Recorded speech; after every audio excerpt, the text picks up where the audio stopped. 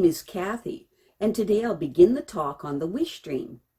But before I do this, I wanted to let you know that because I have a great many videos now on many different topics, that I've decided to make several different video playlists so that it's easy to find the videos of greatest interest. So please check out my playlist page. Today we will learn about how to remember your dreams.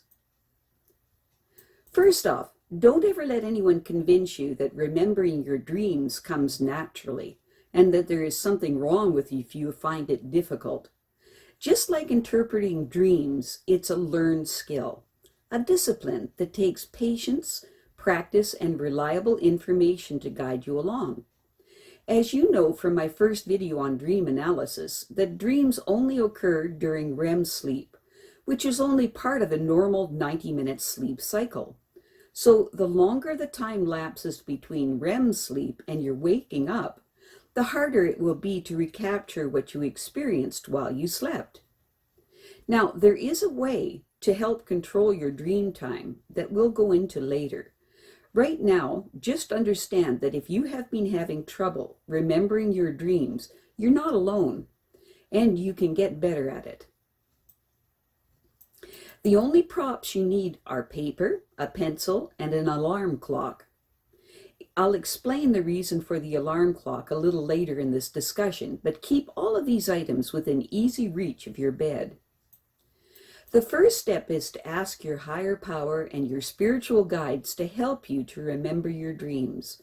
Ask them just before you go to bed.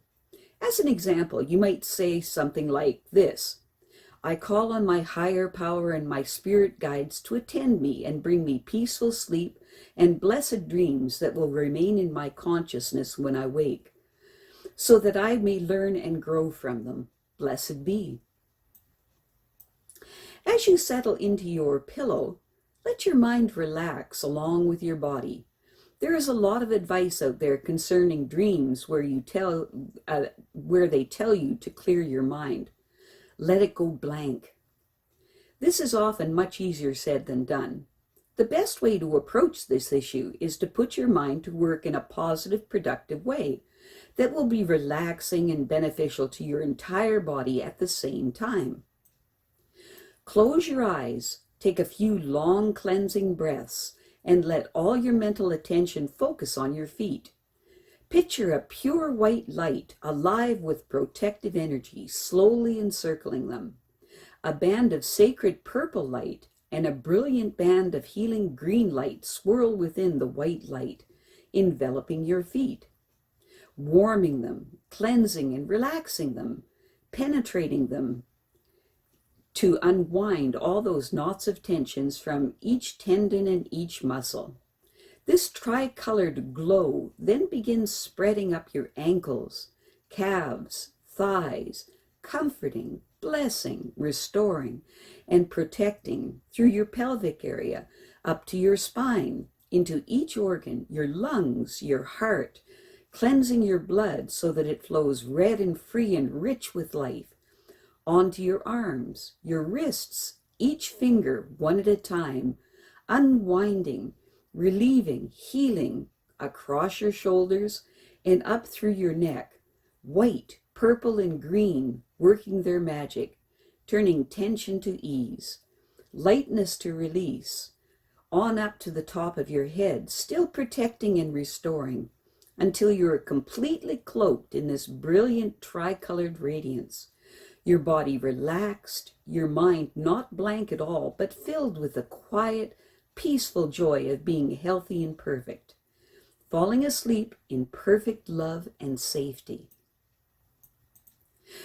Not only is this a wonderful way of ending each day, but it also takes a very few minutes, prepares your body for good quality rest, and signals your subconscious that you are receptive and eager to hear anything that it has to say.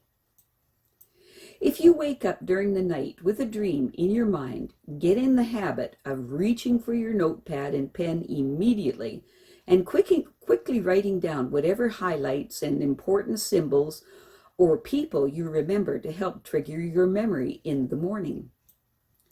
If you sleep through the night, Get in the habit of spending your first 10 waking minutes with your notepad and pen, whether you stay in bed or get up and start moving around. Jot down anything and everything you remember, beginning with 6 key elements. First, the people in your dreams. Second, the setting or settings of your dream. Third, the storyline. Even if it seems chaotic and hopelessly illogical, whether it was in color or black and white, and anything you especially notice about the colors. Fourth, any specific words you said or heard. And finally, how you felt during the dream and how you feel about it now that you are awake. Ideally, you should keep a separate file or envelope for every category of dream, put your dreams into their appropriate envelopes as you go along. See if you have a noticeable imbalance among the categories. A lot of release dream and information dreams, for example, and a few, if any, prophetic, wish, and astral dreams. There is no right or wrong to the balance of your dreams in these categories. It's just one more interesting thing to learn about yourself. Best of all, when it comes to learning about yourself, though, is to spread your dream category by category every few weeks. You'll discover for yourself how obvious some of the progressions of your dreams really are, how they will actually point out your own progress in some emotional and spiritual areas, and your lack of progress in other areas, with some hints that you might recognize at first when the dreams are fresh, about what blocks are in your way if you are not growing as much as you might like to be. One of the most effective habits to work towards when it comes to remembering dreams comes from the deeply spiritual Australian Aborigines, a culture thousands upon thousands of years old, among whom the worlds of dreams, nature, and spirits are utterly inseparable and sacredly entwined. In fact, the Aborigines' legend of the creation of the earth is known to them as Dreamtime. Dreamtime. According to Aboriginal tribal elders, they say we have been here for 60,000 years, but it is much longer. We have been here since the time before time began.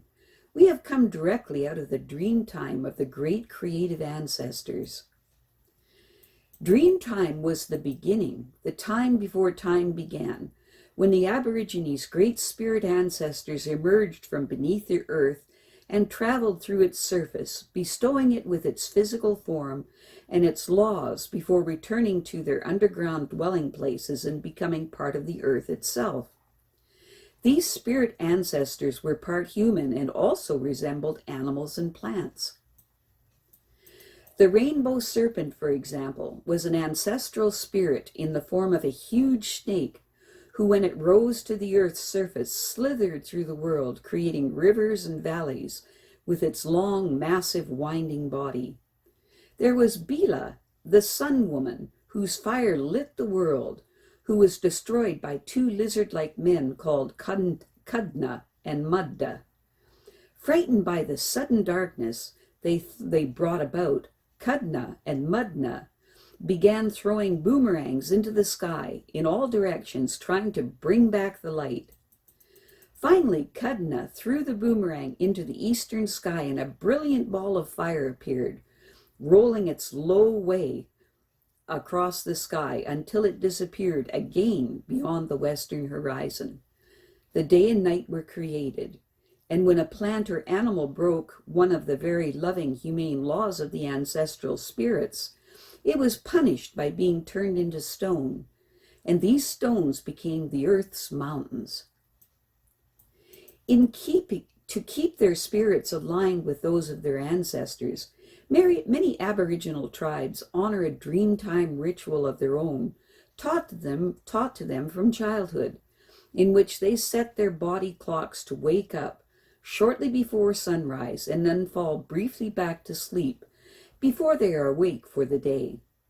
They know that during that brief second sleep they are most likely to have vivid dreams that they will remember most easily, and that dream times is not only a homage to the dream time that created them, but also an essential form of nourishment for their own spiritual survival. This is truth because our dreams are essential for our mental, emotional, and spiritual survival. You will be amazed at the added clarity of your dream journal if you will create your own dream time.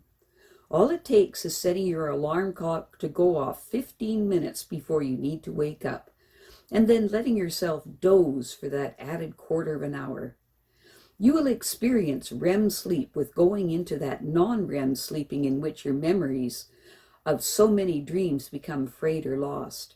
After a week or two of this discipline, your subconscious mind will learn that it can count on those 15 minutes every day to communicate clearly, and thanks to making your dream time a treasured, valuable part of your sleep cycle. You will never again find that you can't remember your dreams.